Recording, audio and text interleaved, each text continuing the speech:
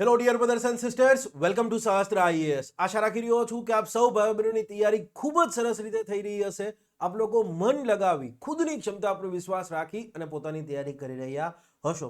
તમારામાંથી ઘણા બધા વિદ્યાર્થીઓના ફોન આવતા હોય છે અને ખાસ કરીને જે 2024નું કેલેન્ડર આવ્યું છે એ પછી તો ઘણા બધા વિદ્યાર્થીઓના ફોન આવતા હતા અને એમાં એક જ વસ્તુ કોમન હતી કે સર આ 2024નું કેલેન્ડર છે કે 25નું. મેં કીધું ભાઈ એ બધી ચર્ચાઓ કર્યા વગર ક્લિયર છે, તમે એક વસ્તુનો ઈશ્વરનો પાળ માનો કે બહુ મોટી ગોલ્ડન તક મળી છે તમને. ખાસ કરીને એવા વિદ્યાર્થીઓ કે જે લોકો એમ કહી શકાય કે ઘણા વર્ષથી પ્રિપરેશન કરે છે પણ જીપીએસસીમાં કોઈક કારણોસર સફળતા નથી મળી, પણ છેલ્લે જે પેલી બિન સચિવાલય, સચિવાલય અને ગૌણ સેવાની જે અલગ અલગ એક્ઝામો હતી ક્લર્કની અથવા વોટ એવર XYZ લેવલ ઉપર, ક્લિયર છે, એ તમે આપી, તમે પાસ થઈ ગયા છો. તો હવે તમારા માટે એક વસ્તુ વિચાર કરો, જોબ સિક્યુરિટી ચિંતાનો મુદ્દો નથી, ક્લિયર છે, અને ક્લર્કમાં તમારે કંઈ એટલું બી રોકેટ સાયન્સ વાળું કામ નથી કરવાનું હતું. તો તમે આજે તક મળી છે ને, ક્લિયર છે, હવે એનો લાભ ઉઠાવો, ક્વોલિટી કન્ટેન્ટ કરો. અત્યાર સુધી તમે લેટ્સ સે ફોર એક્ઝામ્પલ, ચલો બરાબર છે, કોઈ જગ્યાએ ભણવા ગયા, 50-55 કલાક ભણ્યા, બરાબર, જે તે સબ્જેક્ટને પૂરો કરી દીધો, ચાલતું હતું, કદાચ પ્રિલિમ તમારી ક્રેક થઈ જતી હતી. અને મોટા ભાગનાનો આ કિસ્સો છે કે સર પ્રિલિમ સારી રીતે ક્રેક થાય છે, મેન્સ નથી ક્રેક થતી, કારણ કે મેન્સમાં તમારી કોમ્પિટિશન ડાયરેક્ટલી યુપીએસસી વાળા સાથે છે. હવે એવું ના સમજતા કે યુપીએસસી વાળા છે તો એ દાસા સાહેબના મોડેલમાં પ્રિપેર થયા હતા, ફેક્ચ્યુઅલ તૈયારી નથી કરતા. એ બધા ફેક્ચ્યુઅલ તૈયારીમાં હવે માસ્ટર થઈ ગયા છે. મતલબ એના તો કોન્સેપ્ટ એ ક્લિયર છે જે એમને મેન્સમાં કામ લાગે છે, ક્લિયર છે, એમના ફેક્ટ પણ હવે એમને ક્લિયર કરી લીધા છે જે એમને પ્રિલિમ પાસ કરવા મદદરૂપ થાય છે. તો હવે જે લોકો ક્લિયર છે આ રીતે કોઈ સુપર ક્લાસ 3 અથવા ક્લાસ 3ની પરીક્ષામાં લાગી ગયા છે, માનો કે તમે ડીવાયએસઓ છો અથવા એસટીઆઈ છો, ક્લિયર છે, તો હવે તમારી આગળ બહુ એટલે બહુ ગોલ્ડન ઓપોર્ચ્યુનિટી છે અને સારામાં સારી પ્રિપરેશન કરો, ક્લિયર છે, અને એમ કહી શકાય કે પાસ કરવી ને જીપીએસસી તો ડીવાયએસપી અથવા ડીસી મળે ને પાસ થાવ ને એ જ કામની છે. બાકી પછી તો કેવી છે કે હા જોબ સિક્યોરિટી છે, ઇકોનોમિકલી તમને થોડુંક ટેન્શન નહીં રહે, બરાબર છે, પણ એ જિંદગીની મજા નથી. તો હવે તમે આને પોઝિટિવલી, અને ઘણા બધા છોકરાઓએ આ વસ્તુમાં કન્વિન્સ થઈ અને કીધું કે ના સર ફરીથી પાછા રીસ્ટાર્ટ કરી દઈએ, ટાઈમ મળ્યો છે અને કરી દઈશું, ક્લિયર છે. યસ, હંમેશા જે વસ્તુ તમારા હાથમાં છે ને એના ઉપર વિચાર કરો. જે વસ્તુને તમે બદલી નથી શકતા ને એની ઉપર ક્યારેય વિચાર ન કરો. તમે કેલેન્ડર બદલી શકવાની ક્ષમતા ધરાવો છો? ના, નથી ધરાવતા. તો પછી શું કામ એની ઉપર વિચારવું કે આ કેલેન્ડર આમ છે ને તેમ છે ને 24નું છે ને 25નું છે. તમે મંડો વિચારવા કે ભાઈ ચલો બરાબર છે, કોર્સની અંદર આપણે 200, 250, 250 કલાક પોલિટીની થવાની છે, એ હું કરી લઈશ, બરાબર છે, ઓકે. માર્ચમાં આપણો કોર્સ પૂરો છે, ઓકે. તો માર્ચથી લઈ ડિસેમ્બર સુધીમાં હું આ કોર્સ 3 વાર રિવાઇઝ કરીશ,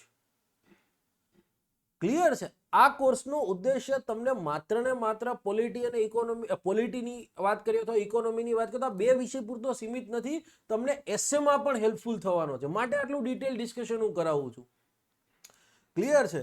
જે વિદ્યાર્થી મિત્રએ, ક્લિયર છે, બેક ટુ ધ ટોપિક, બરાબર છે, આપણે સંઘ અને રાજ્ય વચ્ચેના ધારાકીય સંબંધોની વાત કરતા હતા, ક્લિયર છે, એના 4 આયામ હતા, લેક્ચર 1 ની અંદર જોઈ ચૂક્યા હતા. 4 મેઇન પોઈન્ટ હતા સમજૂતી માટેના. એક હતું સંઘ અને રાજ્ય અથવા તો સંસદ અને રાજ્ય વિધાન મંડળે ઘડેલા કાયદાનું પ્રાદેશિક અધિકાર ક્ષેત્ર, લેક્ચર 1માં જોઈ ગયા છે. ઇન શોર્ટ, સંસદ અને રાજ્ય વિધાન મંડળ કેટલા વિસ્તાર માટે કાયદો ઘડી શકે એ વાત આપણે ઇન ડિટેલ જોઈ ચૂક્યા હતા.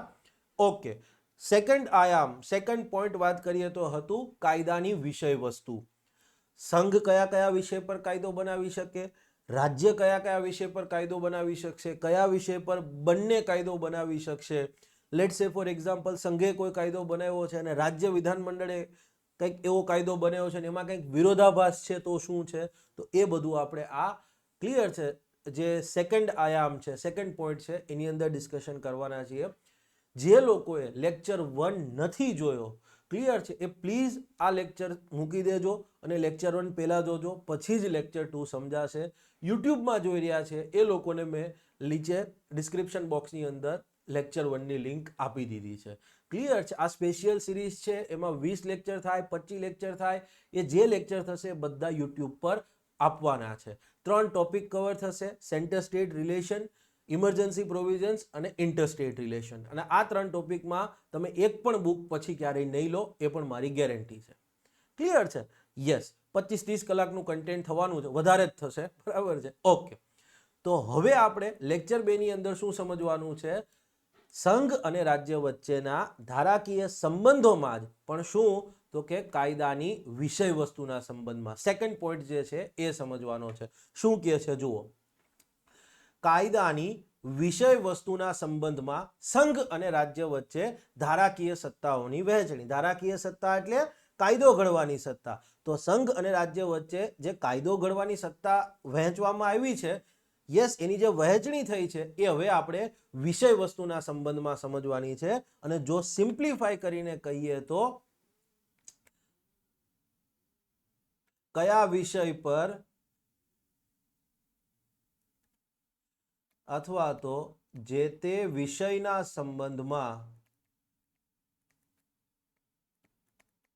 સંબંધમાં કાયદો ઘડવાની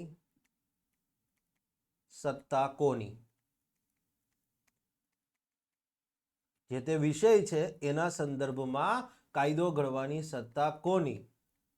સંસદની, રાજ્ય વિધાનમંડળની અથવા તો સંઘની કે રાજ્યની મંડળની કે પછી બંનેની.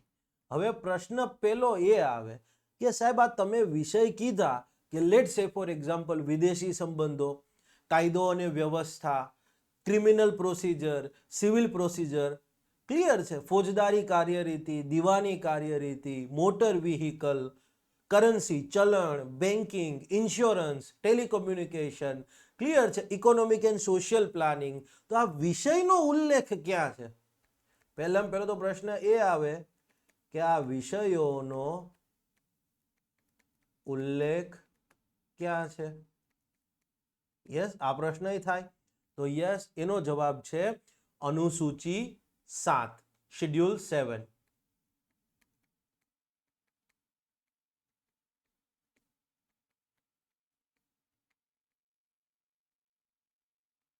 સંવિધાનની જે અનુસૂચિ 7 છે એની હેઠળ 3 યાદી આપવામાં આવી છે.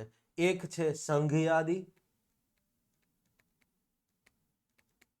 બીજી છે રાજ્ય યાદી, ત્રીજી છે સંયુક્ત યાદી અથવા તો સમવર્તી યાદી. જે કોઈ સંયુક્ત યાદી, union list, state list, concurrent list. Clear? Okay.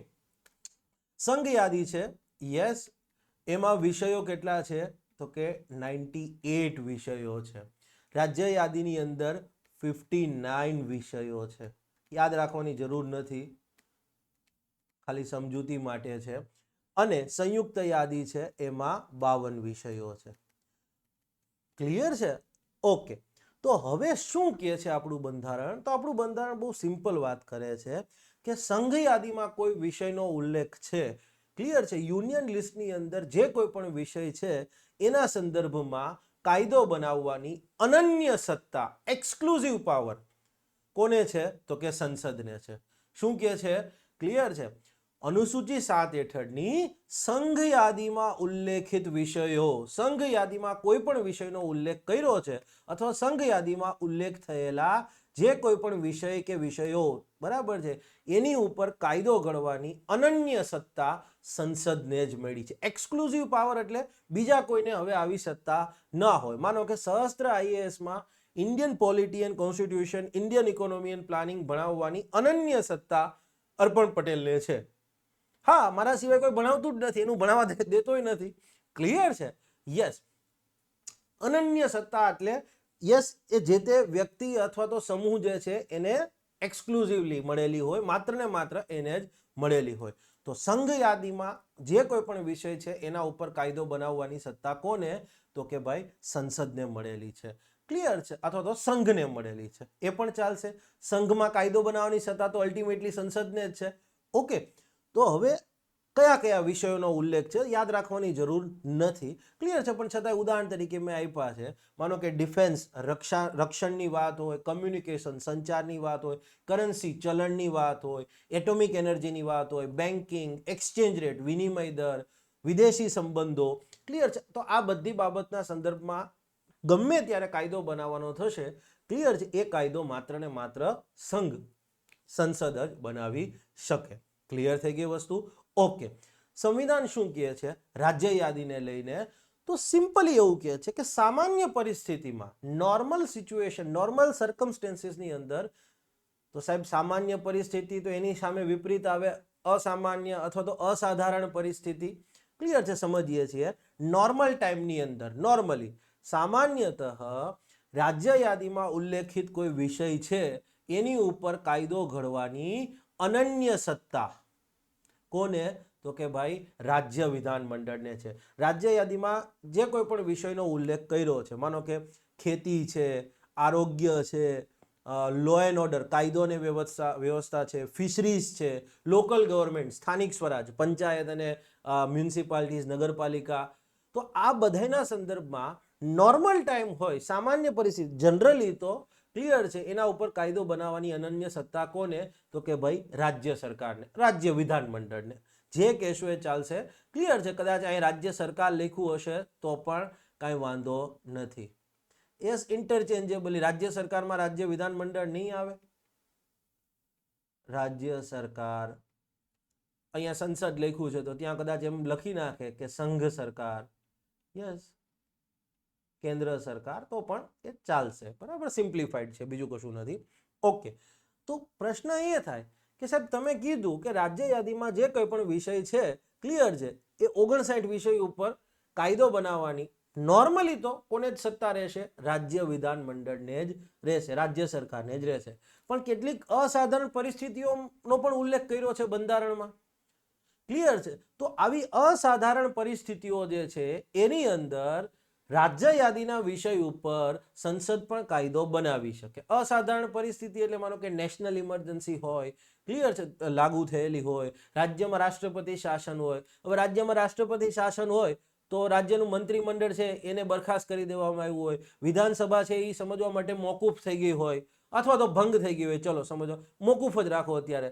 તો હવે કાલ સવારે રાજ્યમાં કાયદો બનાવવાનો થાય, કોણ બનાવશે? તો આવી પરિસ્થિતિમાં અસાધારણ પરિસ્થિતિ કહેવાય અને એમાં સંસદને આવી સત્તા છે કે ભાઈ રાજ્યમાં મંત્રીમંડળ તો બરખાસ્ત થઈ ગયું છે, ક્લિયર છે, વિધાનસભા છે એ મોકૂફ થઈ ગઈ છે. હવે કાયદો તો વિધાનસભા જ બનાવી શકે, પણ વિધાનસભા તો સસ્પેન્ડ થઈ છે. તો હવે કાયદો બનાવવાની જરૂરિયાત પડી તો કોણ બનાવે? તો આવી પરિસ્થિતિમાં સંસદને છૂટ આપી છે. ક્લિયર છે. તો રાજ્ય યાદીમાં ઉલ્લેખ થયેલા જે વિષયો છે એના ઉપર નોર્મલી સામાન્યતઃ તો કાયદો બનાવવાની અનન્ય સત્તા રાજ્ય સરકારને, રાજ્ય વિધાનમંડળને છે. પણ કેટલીક અસાધારણ પરિસ્થિતિઓનો પણ બંધારણમાં ઉલ્લેખ છે કે જેના અંતર્ગત રાજ્ય યાદીના વિષયમાં પણ સંસદ જે છે એ કેન્દ્ર સરકાર જે છે એ કાયદો બનાવી શકે છે. આ અસાધારણ પરિસ્થિતિ કઈ તો એ આપણે ક્લિયર છે નેક્સ્ટ લેક્ચરમાં જોવાનું છે. 5 પરિસ્થિતિઓનો ઉલ્લેખ એમાં થયેલો છે. સ્ટેપ બાય સ્ટેપ આવશે એમ જોઈશું. ક્લિયર છે? ઓકે. હવે વાત કરીએ સંયુક્ત યાદી. તો અહીંયા તો આપણે કીધું કે ભાઈ સંઘ યાદી જે છે, યસ,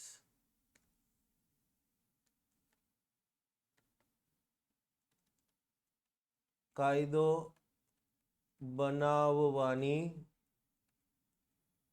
સત્તા કોને? તો કે સંસદને.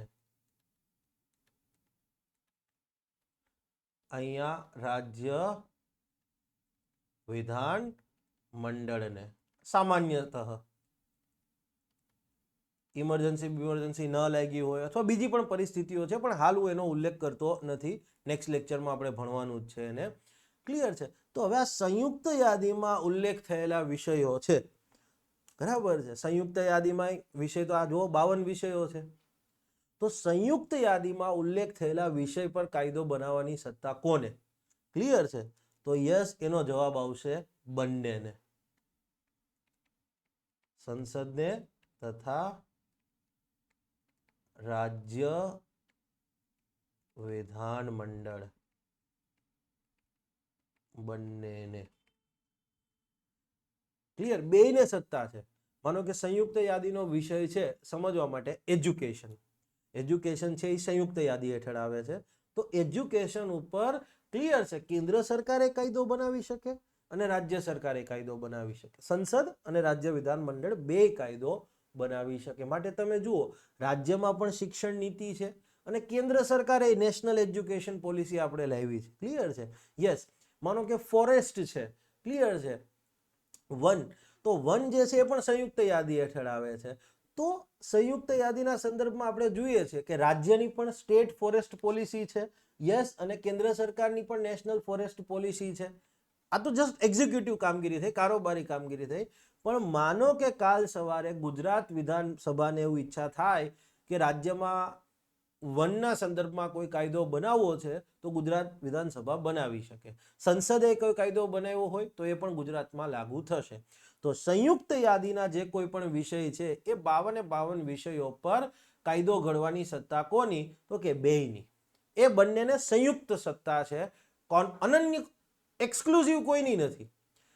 ક્લિયર છે? લેટ સે ફોર એક્ઝામ્પલ આપણે એક કોમેડી માટે એક્ઝામ્પલ લઈ શકીએ કે સહસ્ત્ર આઈએએસમાં ડિસ્કાઉન્ટ કોડ ઇસ્યુ કરવાની સત્તા અર્પણ અને જય સરની બંનેની છે. તો આપણે એમ કહી શકીએ બેયની સંયુક્ત સત્તા છે, બે ઇસ્યુ કરી શકે.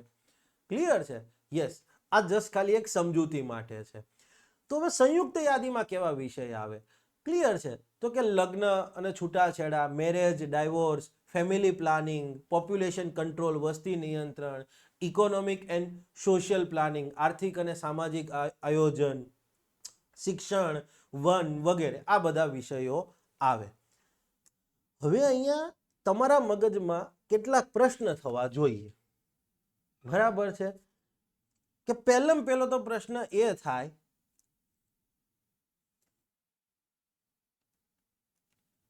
કે જે તે વિષયને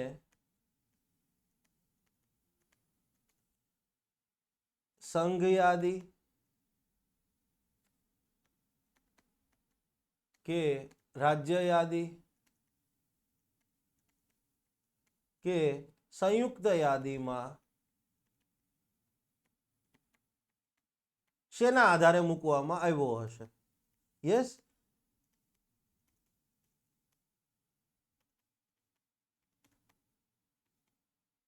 આવ્યો હશે. બીજો પ્રશ્ન એ થાય, લોજિકલી તમને અત્યારે બે પ્રશ્ન તો થઈ જ જવા જોઈએ કે કોઈ વિષય ઉપર અથવા સંસદનો કાયદો, સંસદે બનાવેલ કાયદો વર્સેસ રાજ્ય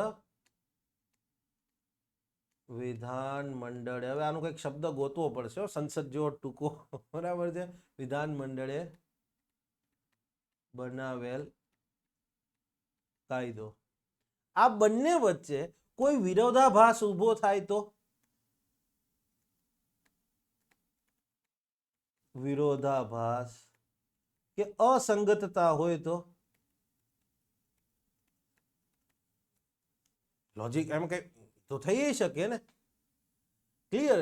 હવે માનો કે એજ્યુકેશનના સંદર્ભમાં કેન્દ્ર સરકારે કોઈ કાયદો બનાવ્યો અને એ કાયદામાં એજ્યુકેશનને રિલેટેડ કોઈ નિયમનું પાલન ન થયું હોય, ક્લિયર છે, તો સમજવા માટે 5,000 રૂપિયાના દંડની જોગવાઈ હોય. રાજ્ય વિધાનમંડળે આવો કોઈ કાયદો બનાવ્યો અને સેમ એ કંઈક એજ્યુકેશન રિલેટેડ જ કાયદો છે અને કોઈ નીતિ નિયમનું પાલન ન થાય તો 2,000 રૂપિયાના દંડની જોગવાઈ. તો હવે માનવું કોનું? આ પ્રશ્ન ઊભો થાય ને. ક્લિયર છે? તો આ બે પ્રશ્નો તો થવા જોઈએ. સ્ટેપ બાય સ્ટેપ તમે વિચારજો. ક્લિયર છે? ત્યાં સુધીમાં બે નાના ટોપિક ડિસ્કસ કરીએ, આગળ આવવાનું જ છે, ડોન્ટ વરી. ક્લિયર છે? એક સવાલ ઘણી બધી એક્ઝામોમાં પૂછાયો છે, ઘણી બધી એક્ઝામોમાં. ક્લિયર છે?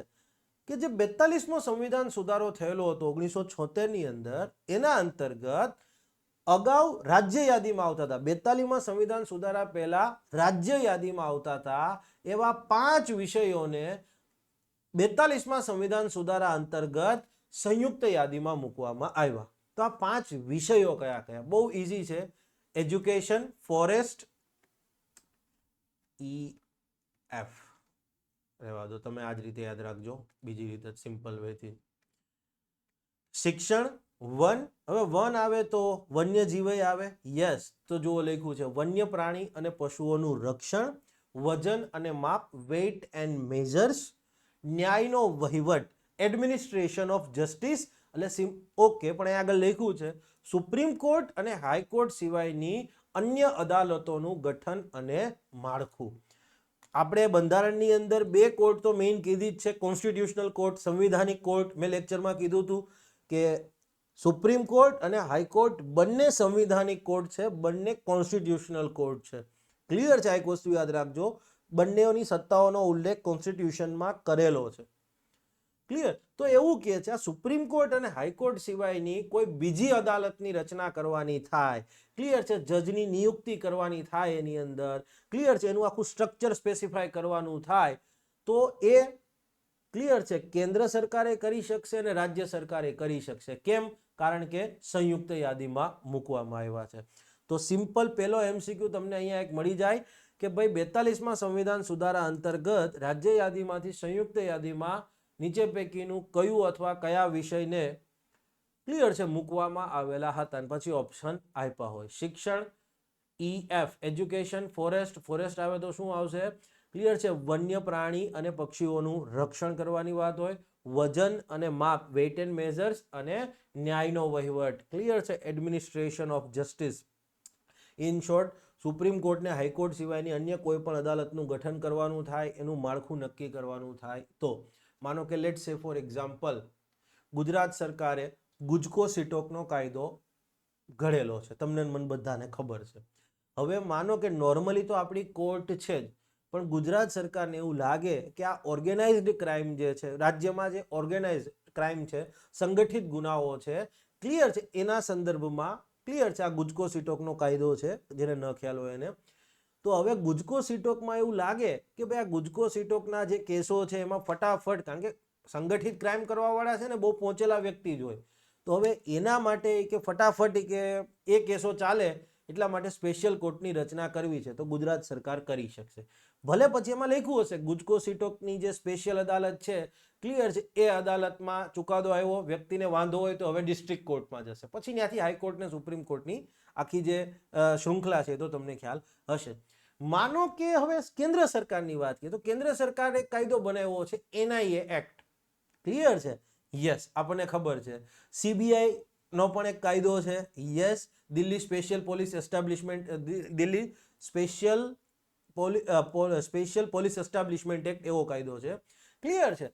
યસ, તો હવે માનો કે અત્યારે તમે જુઓ છો સ્પેશિયલ CBI કોર્ટ હોય છે, તો NIA ની પણ સ્પેશિયલ કોર્ટ હોય છે, ક્લિયર છે. તો આ એક જસ્ટ ખાલી સમજવા માટે છે કે તમને એમ કહે કે ભારતમાં કોર્ટની રચના કરવાનો અધિકાર કોને છે, તો સુપ્રીમ કોર્ટ હાઈકોર્ટને બાકાત કરતા સંઘ અને રાજ્ય બંનેને છે. આ તમને ખાલી સમજાવવું હતું આ પોઈન્ટ ઉપર, ક્લિયર છે. માટે તમે જુઓ છો કે special CBI court, NIA court, આ તમે સાંભળ્યું હશે.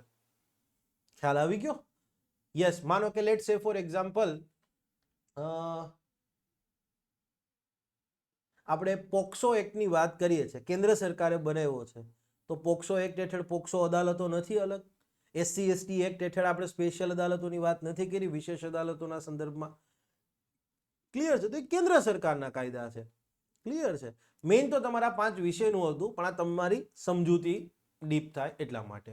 ઓકે, આટલી એક વસ્તુ તો થઈ ગઈ. 2 પ્રશ્ન પહેલા તમને મગજમાં હશે જ કે જે તે વિષય શેના આધારે જે તે યાદીમાં મૂકવામાં આવ્યો હશે, અને વિરોધાભાસ હોય તો શું કરવાનું. અહીંયા એક ક્વેશ્ચન નંબર 3 પણ આવ્યો છે. આ પણ એક ક્વેશ્ચન છે. તમારામાંથી કોઈને એમ પ્રશ્ન થાય કે સાહેબ આ સંઘ યાદી, રાજ્ય યાદી અને ક્લિયર છે સંયુક્ત યાદી તમે કીધી, બરાબર, એમાં જે કાંઈ પણ વિષય છે, હવે કોઈક મુદ્દો એવો હોય, કોઈ વિષય એવો હોય કે આ 3માંથી એક યાદીમાં ન આવતો હોય, કોઈ વિષય એવો છે કે આ 3 પૈકીની કોઈ પણ યાદીમાં ના આવતો હોય,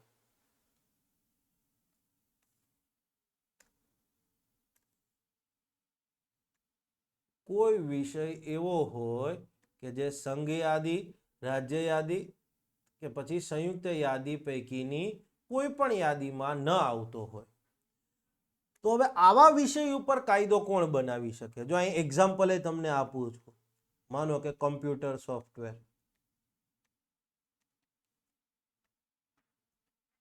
ક્યાંય નથી લખ્યું. ક્લિયર છે? લેટ્સ સે ફોર એક્ઝામ્પલ ડેટા એનાલિટિક્સ, ક્યાંય લખ્યું છે? આ યાદી જોઈ લેજો જી. બરાબર છે, ક્યાંય એટલે ક્યાંય નહીં લખ્યું હોય.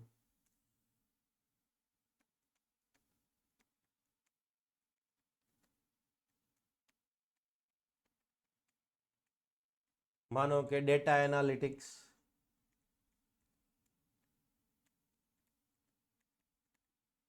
ઓકે, લેટ્સ સે ફોર એક્ઝામ્પલ ટૂંકમાં સાયબર ફિઝિક્સ ગમે એ કરી શકો તમે, 3D પ્રિન્ટિંગ કહી શકો. ક્લિયર છે? માનો કે આર્ટિફિશિયલ ઇન્ટેલિજન્સ કહી શકો, કે લેટ્સ સે ફોર એક્ઝામ્પલ ઓગમેન્ટેડ રિયાલિટી કહી શકો. આ બધા વિશે તો હા, કદાચ કમ્પ્યુટર સોફ્ટવેર તો હજી 1950માં કોઈ સાંભળ્યું હશે. આ ડેટા એનાલિટિક્સ, આર્ટિફિશિયલ ઇન્ટેલિજન્સ, કૃત્રિમ બુદ્ધિમત્તા, ઓગમેન્ટેડ રિયાલિટી, વધારેલી વાસ્તવિકતા, બરાબર, ગુજરાતી આવું છે એનું. ક્લિયર છે? તો હવે આ વિષય તો ક્યાંય આવતું જ ત્રણમાંથી એકેય યાદીમાં નથી. તો આની ઉપર કાયદો બનાવવાની સત્તા કોની? ક્લિયર છે? તો પહેલામાં પહેલું કે આવા વિષયો જે છે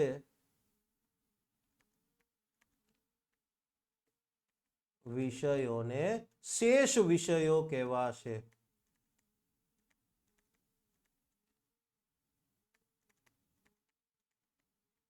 ઇંગ્લિશમાં કહીએ તો રેસિડ્યુઅરી સબ્જેક્ટ.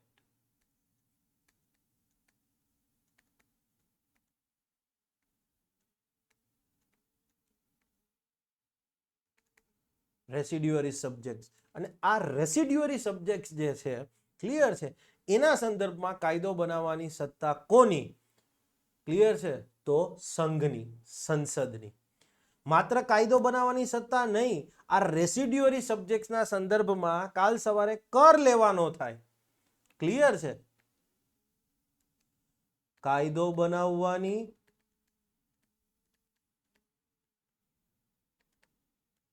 પ્લસ કર વસૂલવાની, લાદવાની.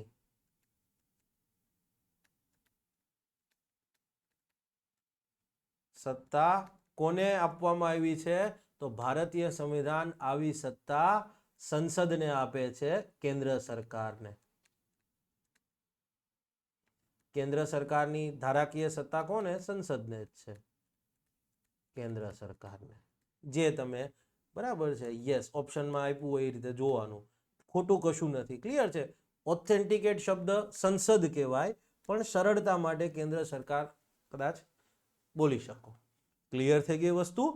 તો કોઈ વિષય એવો છે કે which has not been mentioned in concurrent list, state list or union list. તો હવે આવો વિષય કહેવાશે રેસિડ્યુઅરી સબ્જેક્ટ્સ, અને એના સંદર્ભમાં કાયદો બનાવવાની સત્તા કોની? કર વસૂલવાની સત્તા કોની? ક્લિયર છે? તો એ છે આપણા સંસદની, કેન્દ્ર સરકારની. તાજેતરમાં જ સરકારે આ સત્તાનો ઉપયોગ કરી, બરાબર, 1-2 વર્ષના ટાઈમની અંદર.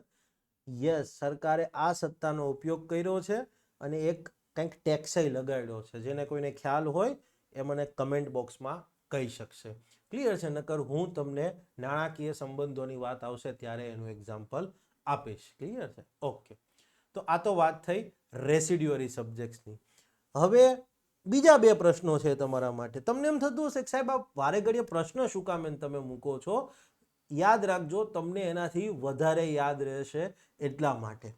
ઓકે, હજી પેલા 2 પ્રશ્નો તો ઊભા જ છે કે જે તે વિષય કેમ નાખવામાં આવ્યો હશે સંઘ યાદી અથવા તો રાજ્ય યાદી અથવા સંયુક્ત યાદીમાં, અને 2 સંસદના અને રાજ્યના કાયદા વચ્ચે વિરોધાભાસ આવ્યો તો શું કરશું? પણ એ પહેલા ક્લિયર છે, યસ, તમારા માટે રેસિડ્યુઅરી સબ્જેક્ટ્સને લઈ, શેષ વિષયોને લઈ અને પ્રશ્ન છે. પહેલામાં પહેલો પ્રશ્ન કે આ રેસિડ્યુઅરી સબ્જેક્ટ્સ સંબંધિત જોગવાઈ સંવિધાનમાં દાખલ કરવા પાછળનું તર્ક શું હોઈ શકે? એની પાછળનું રેશનલ શું હોઈ શકે?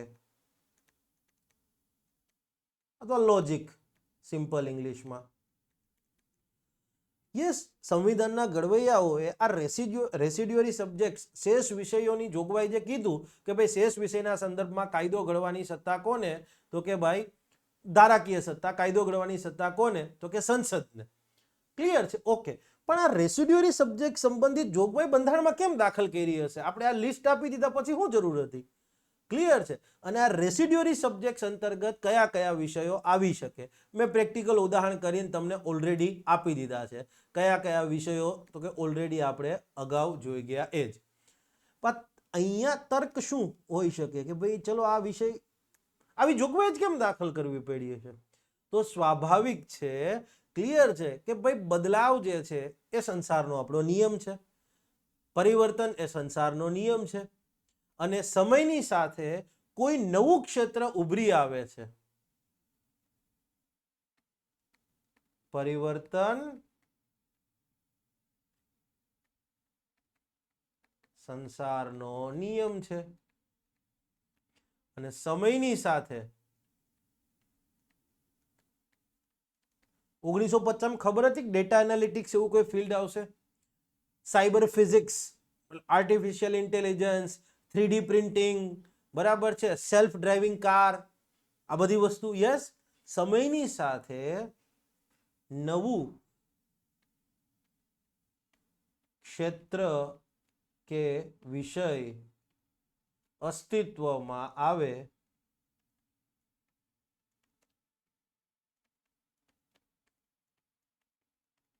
તેની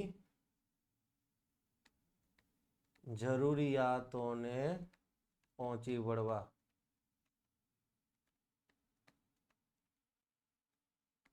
કે સમસ્યા. યસ, લેટ્સ સે ફોર એક્ઝામ્પલ, આજે ક્લાઇમેટ ચેન્જ 50 વર્ષ પહેલા 1950માં કોઈને ખબર નહોતી. ફોર એક્ઝામ્પલ ડેટા એનાલિટિક્સ, અથવા તો લેટ્સ સે for example self driving car.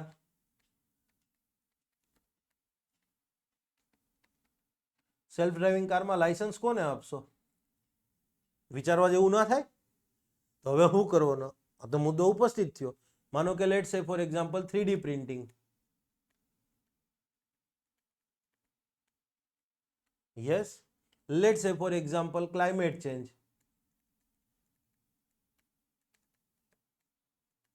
કે લખ્યું છે ક્લાઇમેટ ચેન્જ? કાલ સવારે માનો કે સરકાર એવો ક્લાઇમેટ ચેન્જના સંદર્ભમાં કાયદો લાવે ને એમ કહી દે કે ભાઈ દર વર્ષે ક્લાઇમેટ ચેન્જના રિલેટેડ સેઝ લોકોએ આપવો પડશે, અથવા તો એક ચાર્જ આપવો પડશે, તો ચાલે? ખ્યાલ આવ્યો? તો કે ભાઈ સમયની સાથે બંધારણના ઘડવૈયાઓ વિચાર્યું ને આપણા કરતા બહુ લાંબી બુદ્ધિ હતી, બરાબર છે, દીર્ઘદ્રષ્ટિ હતી, અને માટે જ એમને કીધું કે ભાઈ ચલો 50માં તો જે વિષયો છે ક્લિયર છે એને તો આપણે નક્કી કરી દીધા, માટે કોઈ બાંધતા નહીં કે, પણ ભવિષ્યમાં થશે તો એ કઈ સંસદ જ કરશે. ક્લિયર થઈ ગઈ વસ્તુ? ઓકે. તો આટલી વસ્તુ જે છે એ તમારે યાદ રાખવાની છે. ઓકે. હવે બે આર્ટિકલ જોવાના છે, આર્ટિકલ 246 અને આર્ટિકલ 246A. બહુ ઇમ્પોર્ટન્ટ છે, ધ્યાન રાખજો. ક્લિયર છે? લક્ષ્મીકાંતમાં પ્રોપર નથી આપ્યું, માટે ધ્યાન. લક્ષ્મીકાંતમાં નહીં આપ્યું એટલે ગુજરાતની પછી બુકોમાં તો ચોન્સ જ નથી કોઈ. બરાબર છે? ઓકે, ચાલો. હું ભારતનું રાજ્ય ક્ષેત્ર લખું તો એમાં શું આવે? ભારતનું રાજ્ય ક્ષેત્ર. ભારતનું રાજ્ય ક્ષેત્ર મેં અહીંયા એવું લખ્યું તો આની અંદર ત્રણ વસ્તુ આવે, એ તો તમને ખબર છે. એક છે રાજ્યો. કોઈ ભાઈબંધનું નામ રાજ હોય તો આપણે નહીં કહેતા રાજ્યો આવી ગયો, રાજ્યો નથી આવ્યો, આપણે આવું જ કહીએ છીએ ને, એ રાજ્યો નહીં, સ્ટેટ્સ, સંઘ પ્રદેશો.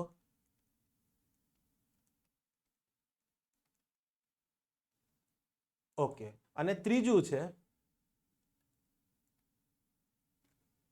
સંપાદિત કરીને ભવિષ્યમાં ભારતમાં સંપાદિત કરીને, સંપાદન, એક્વિઝિશન, જમીન સંપાદન નથી કહેતા? યસ, સંપાદિત કરીને ભવિષ્યમાં ભારતમાં ભેળવવામાં આવે તેવા પ્રદેશો. आज रात 12 बजे से Pakistan will be 29th province of republic of Bharat. बराबर છે. North west frontier will be the new name of Pakistan.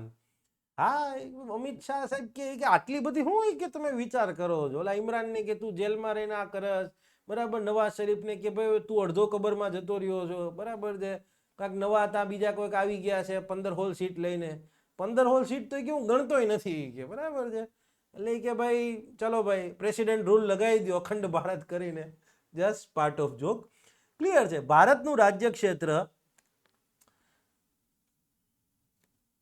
રાજ્યો આવશે, સંઘ પ્રદેશો, યુનિયન ટેરેટરીઝ અને ભવિષ્યમાં ભારતમાં ભેળવવામાં આવે એવા પ્રદેશો, એક્વાયર્ડ ટેરેટરીઝ આપણે આવું કહીએ છીએ. Yes, okay. હવે આ બેને લઈને હું શું કહી શકું? આ બંને માટે એક શબ્દ પ્રયોગ કરી શકું કે ભારતના રાજ્ય ક્ષેત્રનો ભાગ છે પરંતુ રાજ્ય નથી, એવું કહી શકું? હા, આના માટે તો હું લખી શકું ને,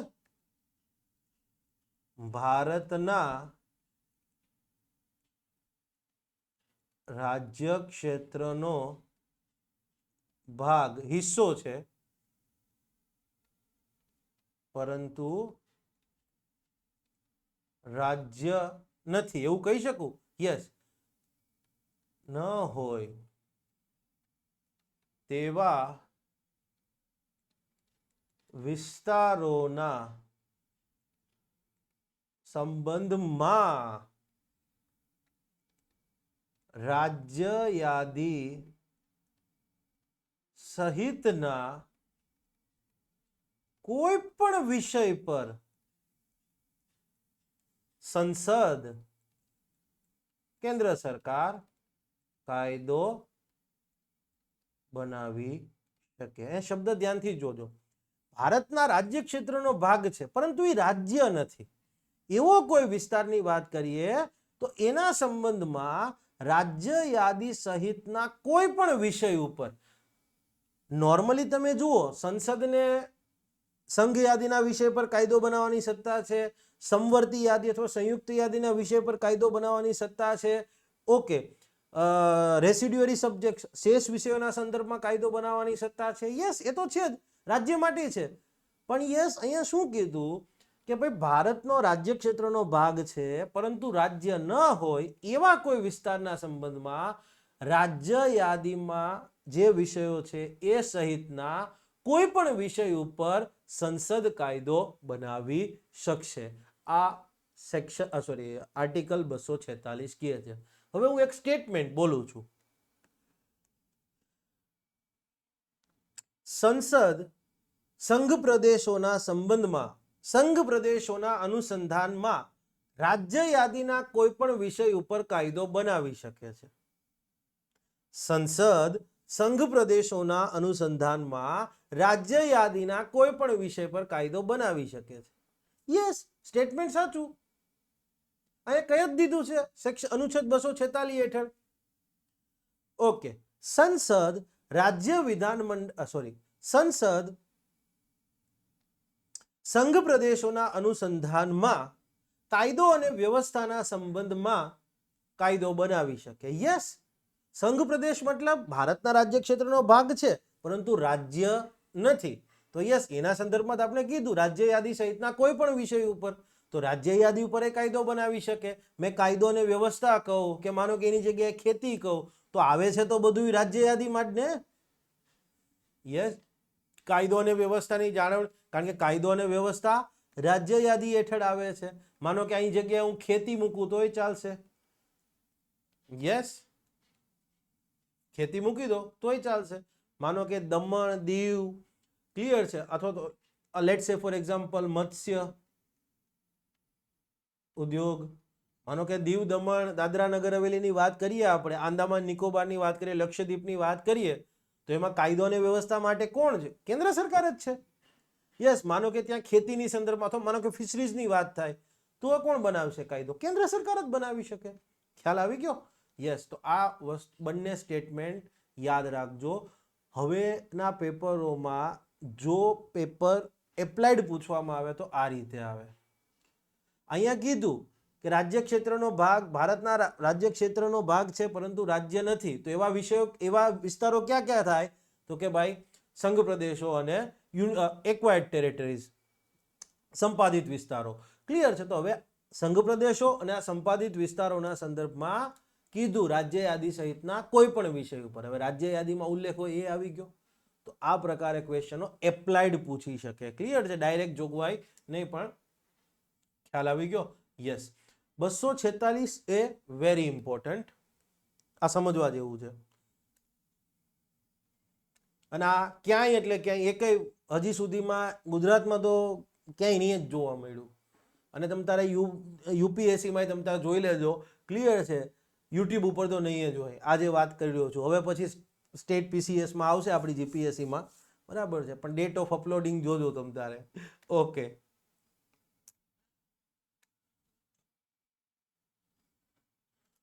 શું કહે છે?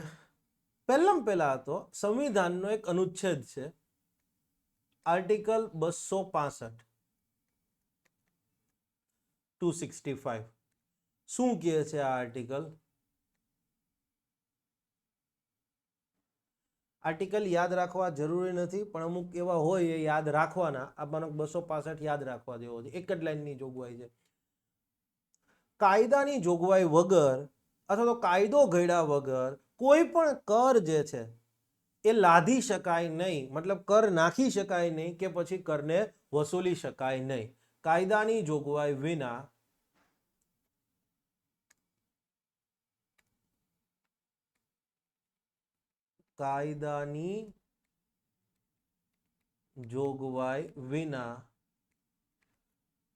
કાયદો ઘડ્યા વગર કોઈ પણ કર લાધી કે વસૂલી શકાશે નહીં. અને આ જોગવાઈ સંઘ અને રાજ્ય બંનેને લાગુ પડે છે, ચાહે કેન્દ્ર સરકાર હોય કે રાજ્ય સરકાર હોય. રાજ્ય બંને માટે લાગુ. ક્લિયર છે? આ જોગવાઈ બંને માટે લાગુ છે. મેં ઘણી બધી વખત કીધી છે, ટેક્સ ભણાવતી વખતે પણ કીધી છે આ વસ્તુ, કે બંધારણમાં લખ્યું જ છે. ઓકે, આટલી વસ્તુ તો વાત થઈ ગઈ. હવે હું તમને એક પ્રશ્ન પૂછું છું અને એના ઉપર તમને આખો અનુચ્છેદ 246 એ સમજાઈ જશે. હવે એક વસ્તુ વિચાર કરો, આપણે જીએસટી વ્યવસ્થા આવી છે, right? Yes, GST, goods and service tax, not Gabbar Singh tax. GST વ્યવસ્થા હેઠળ સીજીએસટી છે, યસ, હા. સેન્ટ્રલ જીએસટી, સ્ટેટ જીએસટી છે, યસ, હા. ઓકે, યુટી જીએસટી ચલો ભૂલી જાઓ, અત્યારે એનો જરૂર નહીં પડે. આઈજીએસટી છે, આ ત્રણ તો તમને ખબર જ છે, હા. હવે સીજીએસટી માટેનો કાયદો સીજીએસટી માટેનો કાયદો જે છે એ સંસદે બનાવ્યો છે, સીજીએસટી એક્ટ. એસજીએસટી એક્ટ રાજ્યોએ, અને જે ત્રણ વિધાનમંડળોની વાત કરી છે, દિલ્હી, પુદુચેરી અને જમ્મુ એન્ડ કાશ્મીર, યસ, એમને જમ્મુ કાશ્મીરમાં તો હજી નથી વિધાનસભાનું અસ્તિત્વ આવ્યું, એટલા માટે, એટલે દિલ્હી અને પુદુચેરી જ આવશે. તો અહીંયા આપણને ખબર છે કે સીજીએસટી એક્ટ પસાર કર્યો છે. સીજીએસટી એક્ટ 2017 સંસદ. રાજ્યોની વાત કરીએ તો યસ, એસજીએસટી એક્ટ 2017 રાજ્યોની વિધાનસભાએ.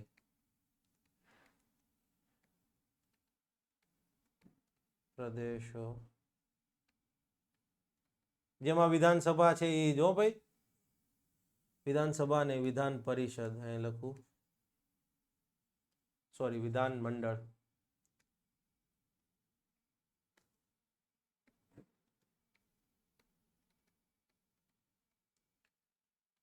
Delhi, Puducherry and Jammu and Kashmir. Jammu and કાશ્મીરમાં ભવિષ્યમાં આવશે. આઈજીએસટી એક્ટ જે છે, યસ, તો એ આપણને આઈજીએસટી એક્ટ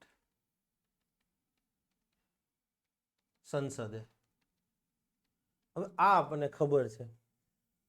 તો આપણે જે તે વિષય ઉપર કાયદો બનાવવાની સત્તા કોની એ તો જોઈ ગયા.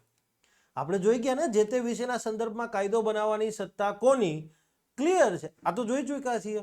તો કે સંઘ યાદી છે, રાજ્ય યાદી છે, સંયુક્ત યાદી છે. પણ જીએસટી ના સંદર્ભમાં તો કઈ ઉલ્લેખ આવ્યો જ નથી. અને તમે એ ત્રણે યાદી જોઈ લેજો, એમાં ક્યાંય જીએસટી શબ્દનો ઉલ્લેખ નથી. તમને મેં કીધું તું લેક્ચર 1 ની અંદર ક્વેશ્ચન પૂછ્યો હતો કે જીએસટી સંયુક્ત યાદી, રાજ્ય યાદી કે સંઘ યાદી પૈકી કઈ યાદીમાં આવે છે? એક પણ યાદીમાં નથી આવતો. કારણ કે યસ, જીએસટી ના સંદર્ભમાં સત્તા લાદવાની વાત જે છે, યસ, એ આ અનુચ્છેદ 246A હેઠળ થયેલી છે. યસ, એમાં લખ્યું જ નથી. એક પણ યાદીમાં જીએસટી શબ્દ નહીં લખ્યો હોય. જોઈ લેજો, તમે ચેક કરી લેજો. તો તમને પૂછે કે જીએસટી કઈ યાદી હેઠળ આવે છે, મોટા ભાગના બધા સંયુક્ત યાદી લખી નાખશે. ઓપ્શન ખોટો છે. એક પણ યાદી નહીં આવે. પણ રેસિડ્યુઅરી સબ્જેક્ટ પણ નથી, શેષ વિષય પણ નથી. શેષ વિષય હોત તો ખાલી સંસદ જ કાયદો ઘડીએ. અહીંયા તો જુઓ આપણને એસજીએસટી નો કાયદો, આપણી ગુજરાતનો એસજીએસટી એક્ટ પણ છે. યસ, મહારાષ્ટ્ર હશે તો મહારાષ્ટ્રનો જીએસટી એક્ટ હશે. તો હવે આ કાયદા ઘડ્યા ક્યાંથી? સત્તા ક્યાંથી આવી? આ જે તે કાયદાઓ જે છે, યસ, આ ઘડવાની સત્તા ક્યાંથી આવી?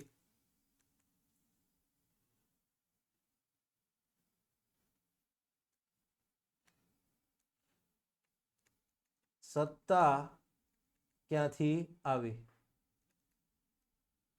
તો આનો જવાબ આવશે અનુચ્છેદ 246A. આર્ટિકલ 246A શું કહે છે? આર્ટિકલ 246A, આર્ટિકલ 246A(1) એવું કહે છે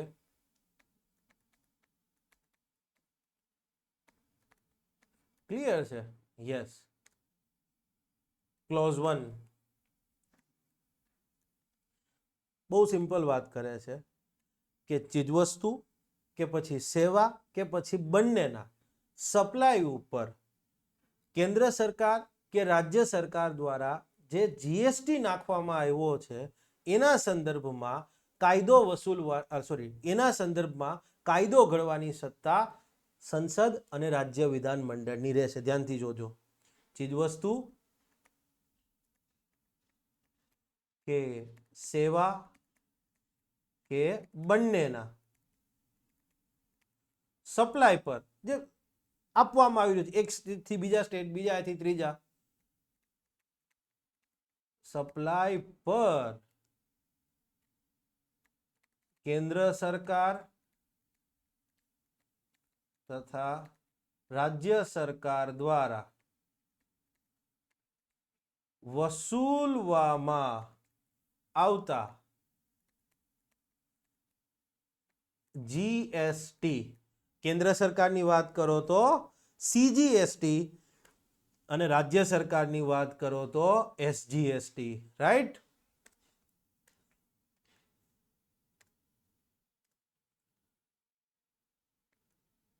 CGST and SGST. Yes.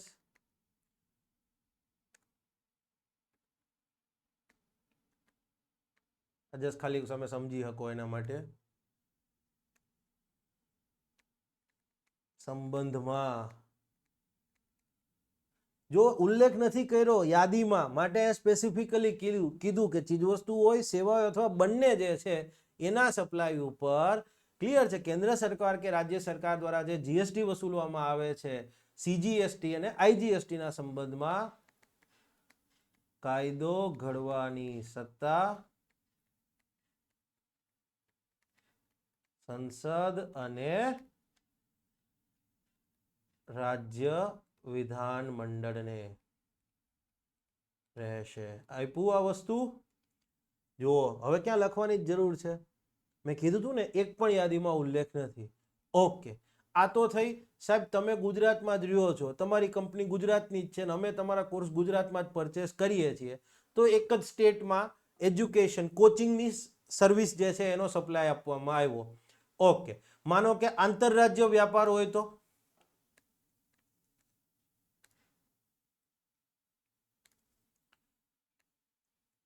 ચીજવસ્તુ કે સેવા કે બંનેનો આંતરરાજ્ય વ્યાપારમાં સપ્લાય થતો હોય તો આવા સપ્લાય પર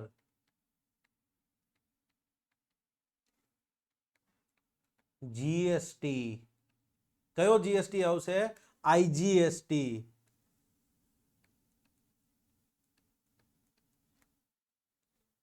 પર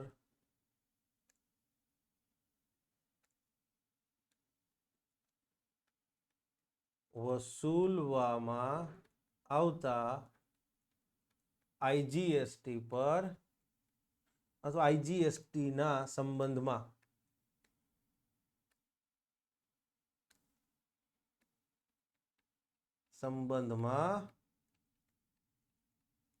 કાયદો ઘડવાની સત્તા સંસદને રહેશે.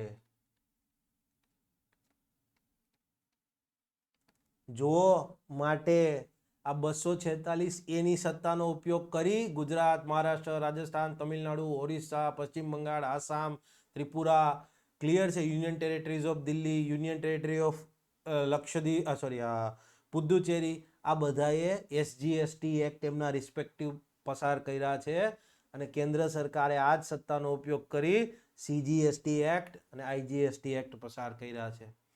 ક્યાંય નથી લખ્યું, ક્યાંય એટલે ક્યાંય નો, ઇટ હેઝ નોવેર મેન્શન, બરાબર છે, કોઈ જ જગ્યાએ નથી લખ્યું કે ભાઈ જીએસટી જે છે એ આ યાદીમાં આવે છે, પણ અહીંયા તમને આ 246 જોવા મળ્યો છે.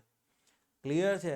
યસ. તો આ વસ્તુ, આટલો સવાલ તમને, સવાલ આટલો જ હતો કે જીએસટી કઈ યાદીમાં આવે, અને તમે બધાય ઓબ્જેક્શન ફાઇલ કરી દો કે ભાઈ સીજીએસટી ને એસજીએસટી એક્ટ બે લે છે, મતલબ સંયુક્ત રીતે છે. સત્તા સંયુક્ત છે પણ એક પણ યાદીમાં લખ્યું નથી. ક્લિયર છે? તો આ વસ્તુ ક્લિયર છે, ભણવી જરૂરી છે. ક્લિયર છે? ઓકે. તો હવે પાછા આપણા બે મેઇન સવાલ હતા એની ઉપર આવી જઈએ કે ભાઈ જે તે વિષય છે એ રાજ્ય યાદીમાં કે પછી સંયુક્ત યાદીમાં અથવા તો સંઘ યાદીમાં દાખલ કરવા પાછળનું તર્ક શું હશે?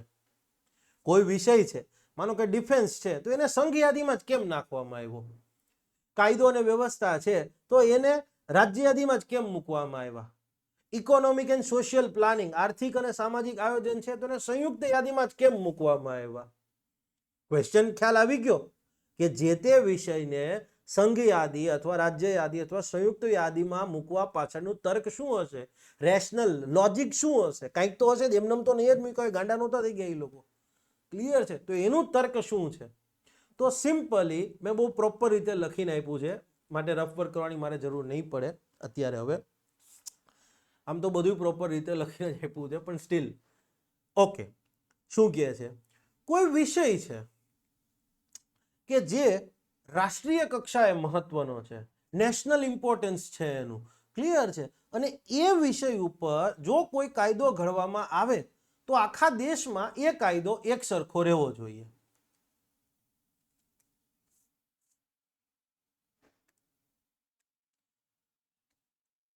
જે તે વિષયને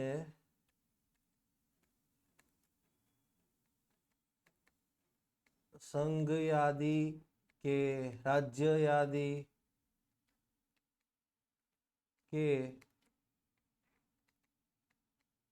સંયુક્ત યાદીમાં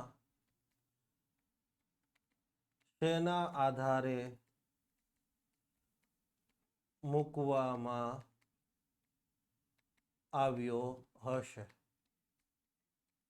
લેટ્સ સે ફોર એક્ઝામ્પલ સંઘ યાદીની વાત કરીએ તો ડિફેન્સ, લેટ્સ સે ફોર એક્ઝામ્પલ એટોમિક એનર્જી અથવા કરન્સી, ચલો ચલણ ઓકે. માનો કે રાજ્ય યાદીમાં છે તો કે ખેતી, મત્સ્ય ઉદ્યોગ, કાયદો અને વ્યવસ્થા, ઓકે. સંયુક્ત યાદીમાં વાત કરીએ તો કે શિક્ષણ, લેટ્સ સે ફોર એક્ઝામ્પલ ફોરેસ્ટ, જંગલ, ઓકે. લેટ્સ સે for example economic and social planning અથવા વસ્તી નિયંત્રણ, આર્થિક એન્ડ સામાજિક આયોજન. તો આ જે તે વિષય આપણે આપી તો દીધા, પણ કંઈક લોજિક હશે ને, તો એ શેના આધારે મૂકવામાં આવ્યા હશે? મારો આ પ્રશ્ન છે તમને લોકોને. અહીંયા ક્યાંય તમને વિચાર આવે છે? પ્લીઝ લક્ષ્મીકાંતમાંથી જોઈને કોઈએ નથી મને વિચારીને જવાબ દેવાનો, બરાબર? ખુદ વિચારશો ને તો જ તમને ક્લિયર છે. મેન્સના લેવલ ઉપર તમારી થોટ પ્રોસેસ સ્ટાર્ટ થશે. છોકરાઓને મેન્સમાં પ્રોબ્લેમ કેમ થાય છે? થોટ પ્રોસેસ નથી. અને હું તમને પ્રશ્ન શું કામ એને પૂછું? તમારી થોટ પ્રોસેસ ડેવલપ થાય. ક્લિયર છે? તો સિમ્પલી એવું કહે છે કે કોઈ વિષય છે કે રાષ્ટ્રીય કક્ષાએ મહત્વનો છે અને યસ એ વિષય ઉપર કાયદો બનાવવામાં આવે તો આખા દેશમાં આ કાયદો સેમ હોવો જોઈએ, સરખો હોય એ અનિવાર્ય છે. કોઈ વિષય છે, ક્લિયર છે, કે જે કોઈ વિષય છે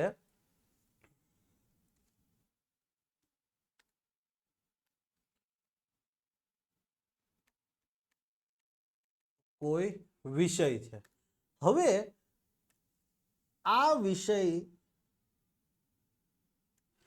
રાષ્ટ્રીય કક્ષાએ મહત્વનો છે કે એનું રાષ્ટ્રીય મહત્વ છે, નેશનલ ઇમ્પોર્ટન્સ છે.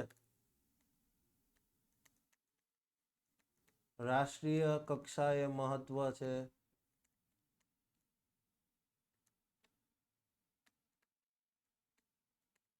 યસ, આ વિષય પર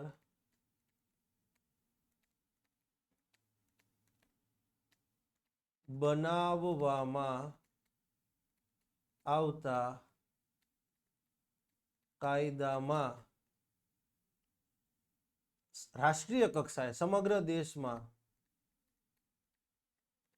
એક સૂત્રતા હોવી અનિવાર્ય છે. એક સરખા હોવું, સમગ્ર દેશમાં એક સૂત્રતા, એક સરખા હોવું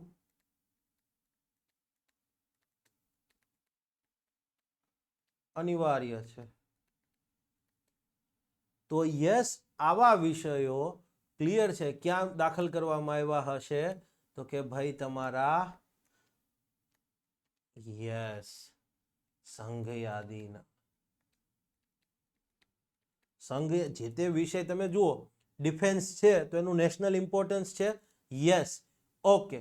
તો ડિફેન્સની બાબતમાં હવે એવું થાય કે ગુજરાત અલગ કાયદો બનાવે, ક્લિયર છે, પશ્ચિમ બંગાળ અલગ કાયદો બનાવે, ક્લિયર છે.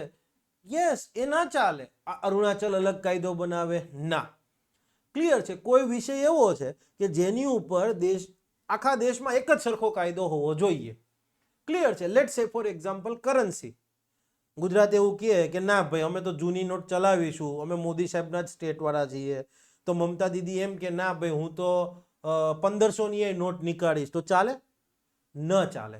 બરાબર છે? With the due respect to such a કરેજિયસ lady, બરાબર છે? જસ્ટ ખાલી એક એક્ઝામ્પલ છે.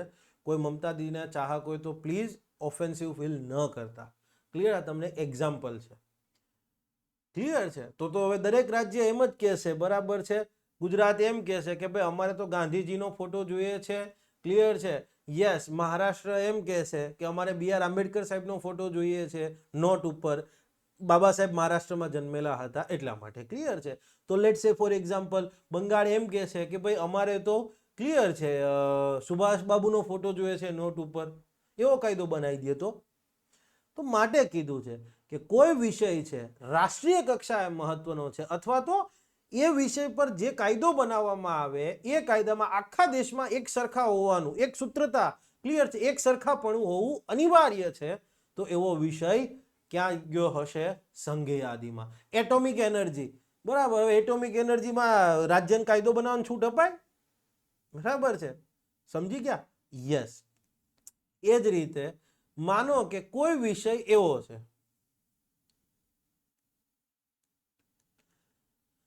કે જે પ્રાદેશિક મહત્વ ધરાવે છે.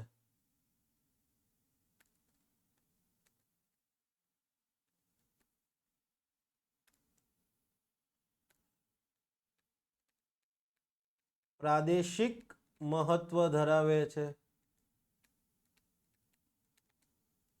સ્થાનિક હિતોની વાત કરે છે, સ્થાનિક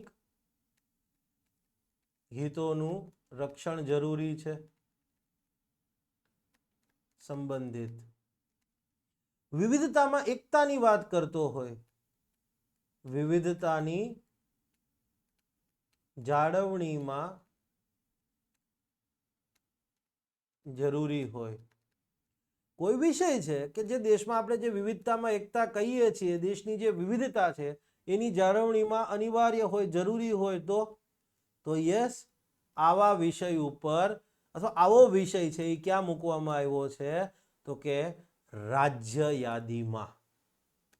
ક્લિયર છે? માનો કે દરેક રાજ્ય છે તો એનું જિયોગ્રાફિકલ, માનો કે લેન્ડ, જમીનની વાત કરીએ ભૂગોળના પરિપ્રેક્ષમાં, દરેક રાજ્યની જમીન સરખી છે? બરાબર છે. બની શકે ગુજરાતની જ વાત કરો તો ગુજરાતમાં સૌરાષ્ટ્રની જમીન છે, ત્યાં મગફળી અને કપાસ થાય છે, તો ચરોતરની જમીનમાં તમાકુ થાય છે. તો કચ્છમાં ડેઝર્ટને લગતી હવે આપણે ખારેકોની બધું ઉગાડ્યું, પહેલા તો કાંઈ નહોતું થતું.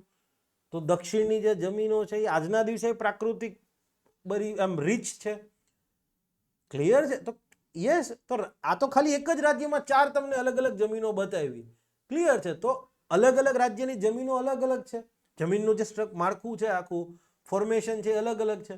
તો હવે માનો કે યુપીમાં અને યુપી બિહારની અંદર તમે જશો તો ફર્ટાઇલ લેન્ડ છે, એકદમ ફળદ્રુપ જમીનો છે. પંજાબની અંદર યસ. તો ખેતી છે એ કેમ રાજ્યને આપ્યું? કે ભાઈ સ્થાનિક મહત્વ છે, સ્થાનિક હિતોના રક્ષણ માટે એ અનિવાર્ય હતું કે રાજ્ય સરકારને આની ઉપર કાયદો બનાવવા દેવામાં આવે.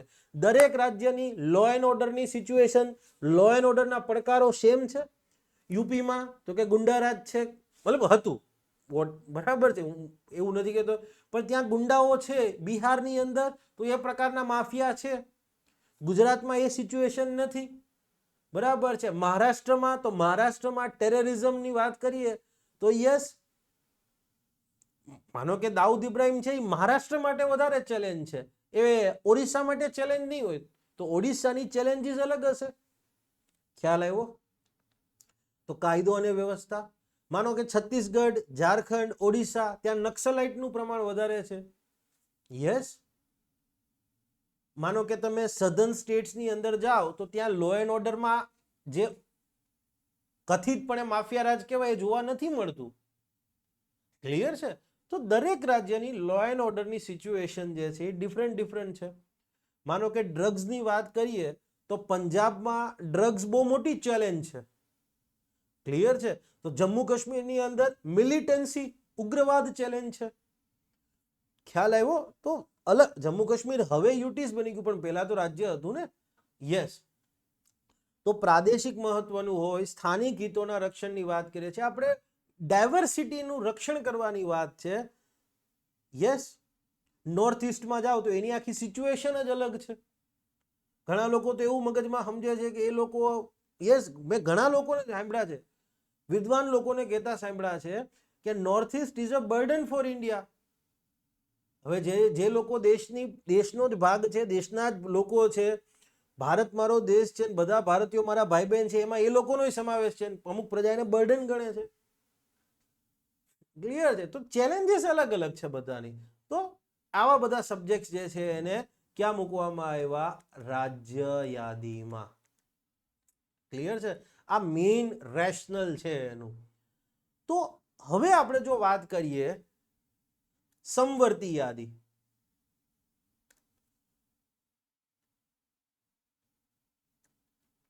એક જ લાઈન છે કે કોઈ વિષય છે એના ઉપર કાયદો ઘડવામાં આવે તો હવે આવો કાયદો આખા દેશ લેવલે એક સરખો હોય એ અપેક્ષિત છે પણ ફરજિયાત નથી.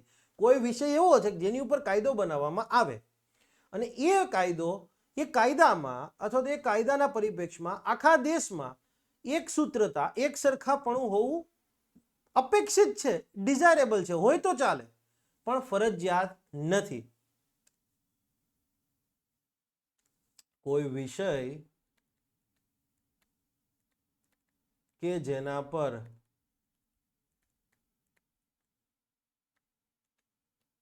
ઘડવામાં આવતા કાયદામાં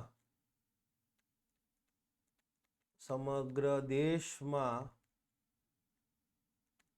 એક સૂત્રતા હોવી અપેક્ષિત છે, ડિઝાયરેબલ છે, હશે તો ચાલશે પરંતુ અનિવાર્ય નથી. તેવા વિષયો ક્યાં એડ થયા તો કે આપણે સમવર્તી યાદીમાં અથવા સંયુક્ત યાદીમાં. સંયુક્ત યાદીમાં ફોર એક્ઝામ્પલ માનો કે વસ્તી નિયંત્રણની વાત કરીએ તો વસ્તી નિયંત્રણની બાબતમાં આજે તમે એક વસ્તુ વિચાર કરો.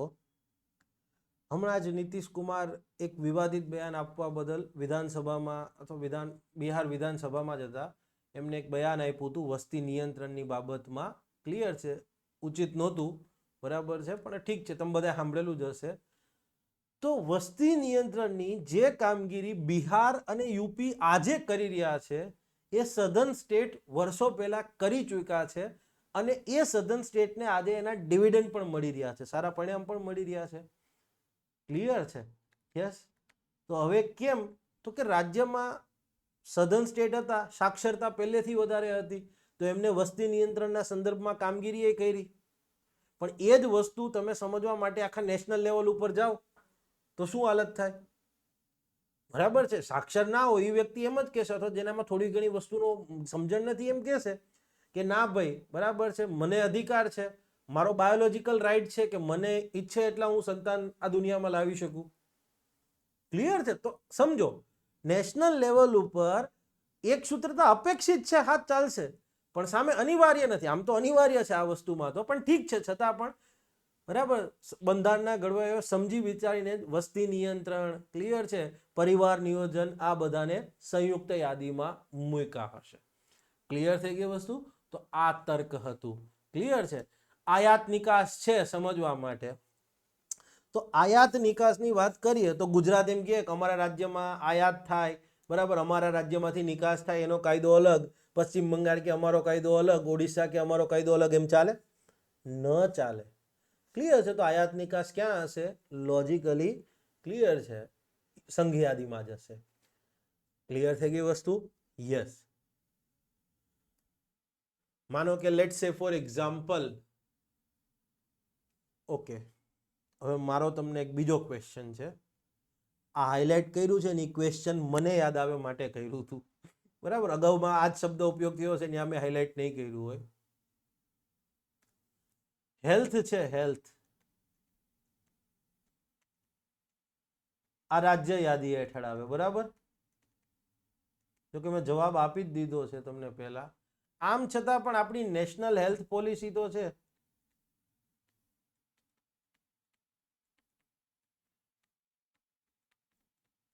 આયુષ્માન ભારત યોજના નથી?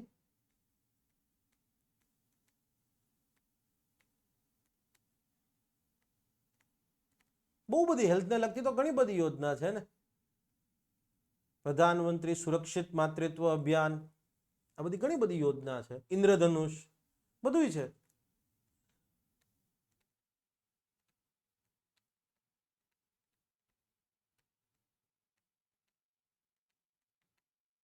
તો કાલ સવારે એવું કોઈ વ્યક્તિએ તો ચેલેન્જ ના કરી કે ભાઈ હેલ્થ તો રાજ્ય યાદીમાં આવે છે તો પછી કેન્દ્ર સરકાર આ યોજનાઓ કેમ ઘડે છે? લોજિક એની પાછળ એ છે. બરાબર છે. તો આનો જવાબ છે ઇકોનોમિક એન્ડ સોશિયલ પ્લાનિંગમાં આવશે.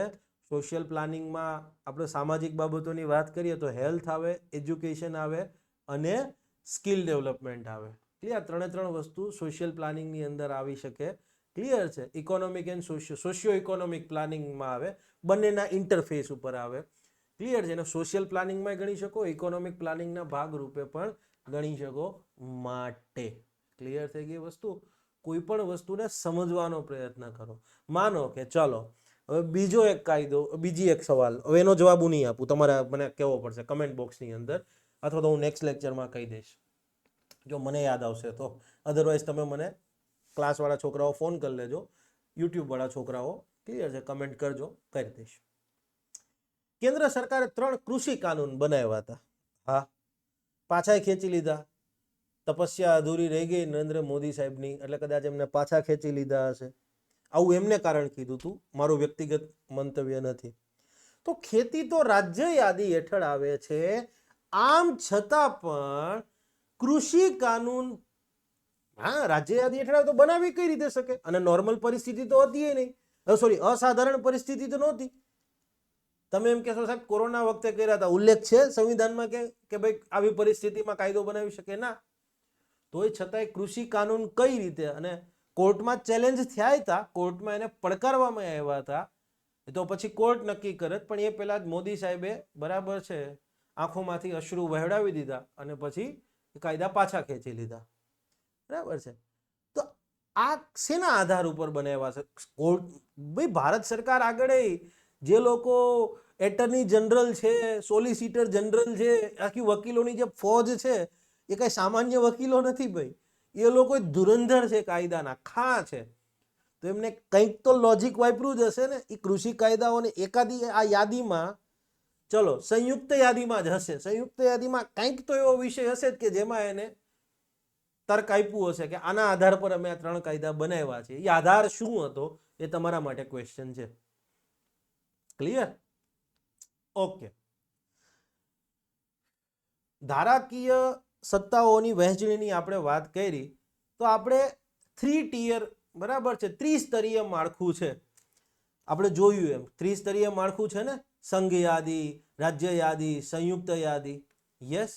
તો આ ત્રિસ્તરીય માળખું આપણે ક્લિયર છે અગાઉ ગવર્મેન્ટ ઓફ ઇન્ડિયા એક્ટમાં પણ જોવા મળતું હતું.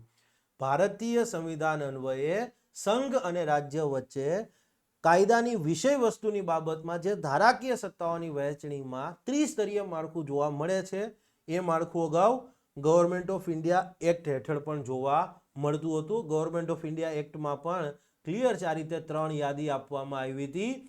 સંઘ યાદી, ક્લિયર છે, યુનિયન લિસ્ટ, ક્લિયર છે, હા એક વસ્તુ લખતા ભૂલાઈ ગઈ છે અહીંયા, રાજ્ય યાદી, રાજ્ય યાદી અને સંયુક્ત યાદી. આ 3 યાદી આપી હતી. ત્યાં પ્રોવિન્શિયલ લિસ્ટ હતું, સ્ટેટ લિસ્ટ શબ્દ પ્રયોગ નહોતો થયો, બરાબર, પ્રાંત યાદી આવું કહેતા હતા. ક્લિયર છે? ઓકે. આમ છતાં પણ ગવર્મેન્ટ ઓફ ઇન્ડિયા એક્ટ હેઠળ જે રેસિડ્યુઅરી પાવર્સ હતા, ક્લિયર છે, શેષ વિષયોના સંદર્ભમાં જે સત્તા હતી, એ ન તો કેન્દ્રીય વિધાનમંડળને ન તો પ્રાંતના વિધાનમંડળને કોઈને આપવામાં નહોતી આવી, પણ ભારતના ગવર્નર જનરલને આપવામાં આવી હતી. અને ભારતમાં, ભારતીય સંવિધાનમાં આવી રેસિડ્યુઅરી પાવર્સની જે સત્તા છે, રેસિડ્યુઅરી પાવર્સના સંદર્ભમાં કાયદો ઘડવાની સત્તા છે, એ સંસદને આપવામાં આવી છે. Point clear? મગજમાં રાખજો. ધારાકીય સત્તાઓની વિષય વસ્તુની વહેંચણીમાં ક્લિયર છે સંઘ અને રાજ્ય વચ્ચે જે વિષય વસ્તુની વહેંચણી થઈ છે, એમાં 3 ત્રિસ્તરીય માળખું છે: સંઘ યાદી, રાજ્ય યાદી અને સંયુક્ત યાદી. તો એમાં કોનું અનુકરણ થયું છે આ ત્રિસ્તરીય યાદીમાં? તો કે ગવર્મેન્ટ ઓફ ઇન્ડિયા એક્ટનું. પણ ગવર્મેન્ટ ઓફ ઇન્ડિયા એક્ટ હેઠળ શેષ વિષયના સંદર્ભમાં કાયદો બનાવવાની સત્તા, રેસિડ્યુઅરી પાવર્સ ઓફ લેજિસ્લેશન કોને હતા?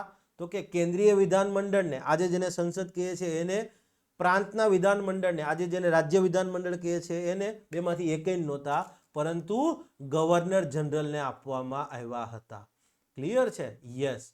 ભારતીય સંવિધાનમાં આ રેસિડ્યુઅરી પાવર્સના સંદર્ભમાં, શેષ વિષયોના સંદર્ભમાં ક્લિયર છે, કાયદો બનાવવાની સત્તા કોને આપવામાં આવી છે?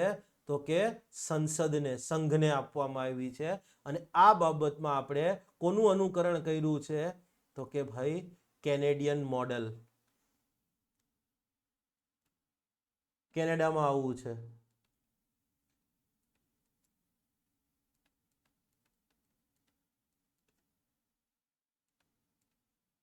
અનુકરણ ક્લિયર છે? યસ.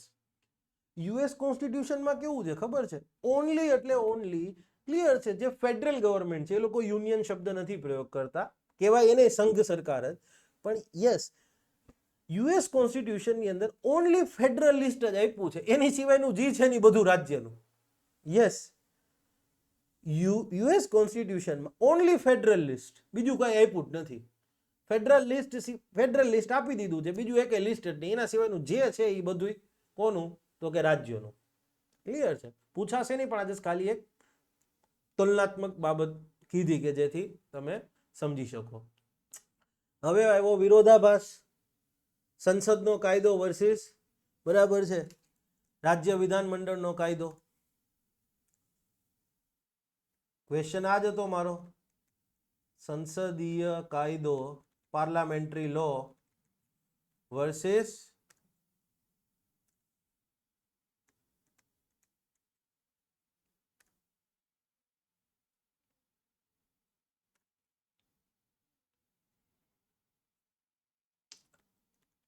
રાજ્ય વિધાનમંડળનો કાયદો. ઓકે, આ બે વચ્ચે વિરોધાભાસ હોય તો શું થાય? તો ઘણી બધી જગ્યાએ એમ બોલે છે કે કેન્દ્ર સરકારે બનાવેલ કાયદો અને રાજ્ય સરકારે બનાવેલ કાયદા વચ્ચે વિરોધાભાસ હોય, ક્લિયર છે, તો કેન્દ્ર સરકારનો કાયદો માન્ય રહેશે. આ સરળતા માટે ક્લાસ 3 લેવલ પર પ્રિપરેશન કરતા હોય તો સાચું છે. સંવિધાન શું કહે છે? સંવિધાન માત્ર ને માત્ર એક સિમ્પલ વાત કરે છે, અને એ સમજવી તમારા માટે બહુ વધારે સરળ છે. ક્લિયર છે? ત્રણ જ બાબતો સિમ્પલી કહે છે કે જ્યારે સંઘ યાદી union list versus state list હોય, સંઘ યાદીમાં કોઈ વિષયનો ઉલ્લેખ કર્યો છે, સંઘ યાદી અને રાજ્ય યાદી વચ્ચે કોઈ વિરોધાભાસ થાય, કે પછી સંઘ યાદી અને સંયુક્ત યાદી કોન્કરન્ટ લિસ્ટ વચ્ચે કોઈ વિરોધાભાસ થાય, કે પછી સંયુક્ત યાદી અને રાજ્ય યાદી વચ્ચે વિરોધાભાસ થાય, તો કોણ માન્ય રહેશે? બસ આટલું જ જો તમે યાદ રાખો ને તો બીજું કાંઈ યાદ ન રાખવું પડે. આના ઉપરથી હમણાં હું તમને સ્ટેટમેન્ટ બનાવી દઉં છું. ક્લિયર છે? યસ. તો આનો જવાબ આવશે યુનિયન લિસ્ટ માન્ય રહેશે. યસ, આનો જવાબમાં પણ યુનિયન લિસ્ટ માન્ય રહેશે. આનો જવાબ આવશે કોન્કરન્ટ લિસ્ટ માન્ય રહેશે. હવે મારે સ્ટેટમેન્ટ બનાવવું હોય, એક વસ્તુ વિચાર કરો, સંઘ યાદીના વિષય, સંઘ યાદી પર કાયદો બનાવવાની સત્તા કોને? હવે આનું એક સ્ટેટમેન્ટ બનાવું છું, ધ્યાનથી જોજો. સંઘ યાદીના વિષય પર સંસદે બનાવેલ કાયદા અને રાજ્ય યાદીના વિષય પર રાજ્ય વિધાનમંડળે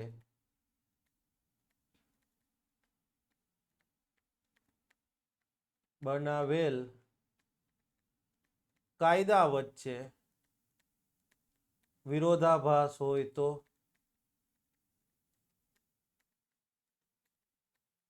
આવી પરિસ્થિતિમાં સંઘનો કાયદો માન્ય રહેશે, અથવા તો યુનિયન લિસ્ટ માન્ય રહેશે. પણ અહીંયા આપણે લખીશું સંઘનો કાયદો માન્ય રહેશે. એ જ રીતે આ સેકન્ડનું પણ સ્ટેટમેન્ટ બની શકે. સેકન્ડનું સ્ટેટમેન્ટ આપણે એમ બનાવી શકીએ કે સંઘ યાદીના વિષય પર સંસદે બનાવેલ કાયદો અને સમવર્તી યાદીના વિષય પર રાજ્ય વિધાનમંડળે બનાવેલ કાયદા વચ્ચે વિરોધાભાસ હોય તો સંઘનો કાયદો માન્ય રહેશે. ક્લિયર છે? યસ. ત્રીજાનું સ્ટેટમેન્ટ હું એવું બનાવી શકું. બીજાનું તમારો હોમવર્ક છે. આ ત્રીજાનું સ્ટેટમેન્ટ આપણે એવું બનાવી શકીએ.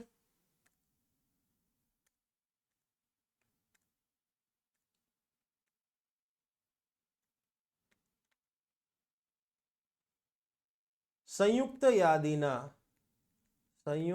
યાદીના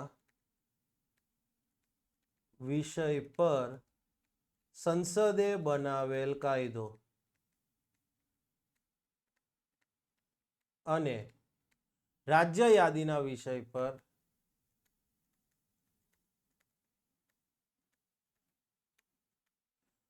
રાજ્ય વિધાનમંડળે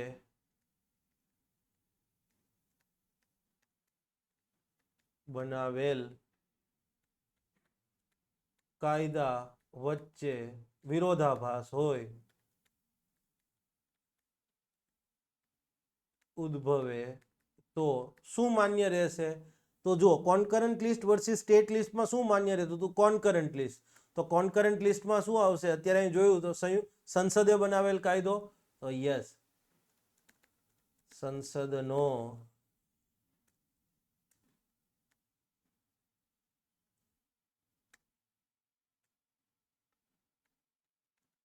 સંસદ કે સંઘનો કાયદો માન્ય રહેશે. That's all.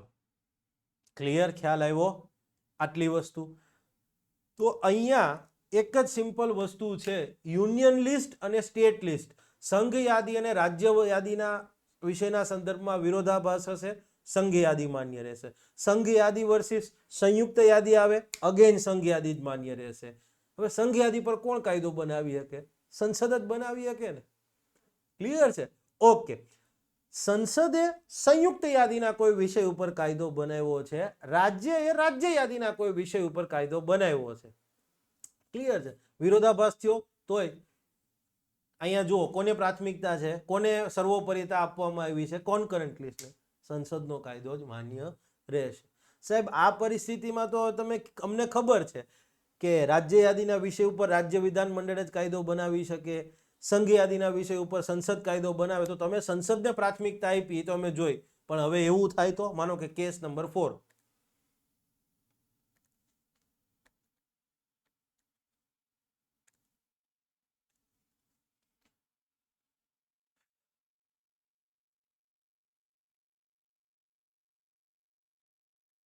સંસદ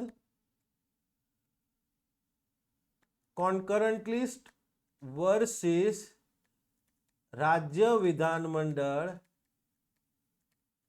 કોન્કરન્ટ લિસ્ટ. બેય સંયુક્ત યાદીના વિષય ઉપર જ કાયદો બનાવ્યો તો હવે શું થાય? આવી પરિસ્થિતિમાં શું કરવાનું? હામાં તીર ખેંચાઈ ગયા છે ભાઈ. મર્દાનગીની જ વાતો કરવાની હોય કે યસ.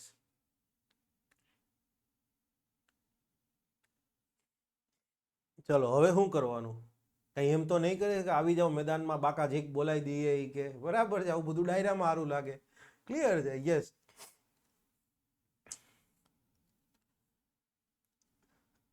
સોરી યાર. ઓકે. હવે આ પરિસ્થિતિમાં શું થશે? તો અહીંયા બે કેસ થશે. સામાન્યતઃ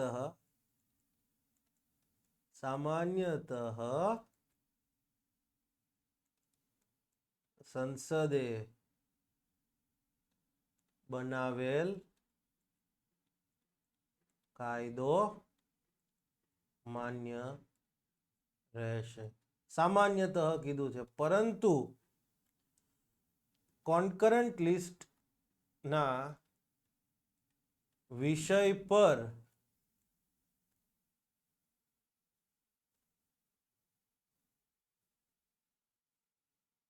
રાજ્ય વિધાન મંડળમાં રજૂ કરાયેલ ખરડાને રાજ્યપાલે રાષ્ટ્રપતિની મંજૂરી માટે ભલામણ, મંજૂરી નહીં, ભલામણ માટે આરક્ષિત રાખ્યો હોય અને રાષ્ટ્રપતિએ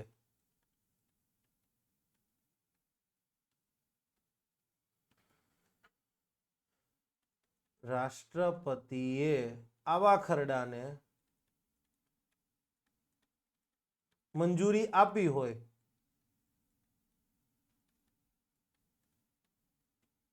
ત્યારે તે રાજ્યમાં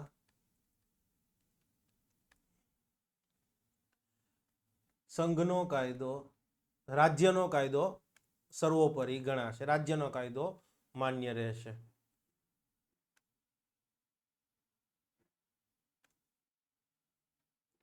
રાજ્યનો કાયદો માન્ય રહેશે.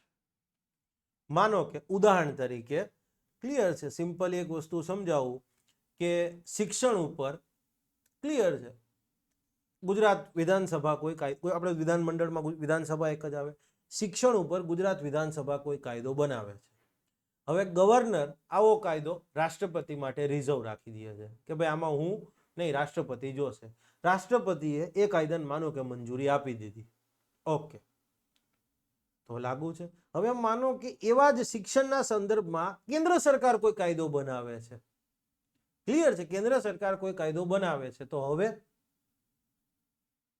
તો આવી પરિસ્થિતિમાં ક્લિયર છે, ઓલરેડી ગવર્નરે રાષ્ટ્રપતિ માટે કાયદો રિઝર્વ કર્યો હતો, રાષ્ટ્રપતિએ ભલામણ મંજૂરી આપી દીધી, તો હવે ગુજરાતમાં એ જે શિક્ષણની બાબત છે એમાં કેન્દ્રનો નહીં પરંતુ રાજ્યનો કાયદો માન્ય, ગુજરાતનો કાયદો માન્ય રહેશે.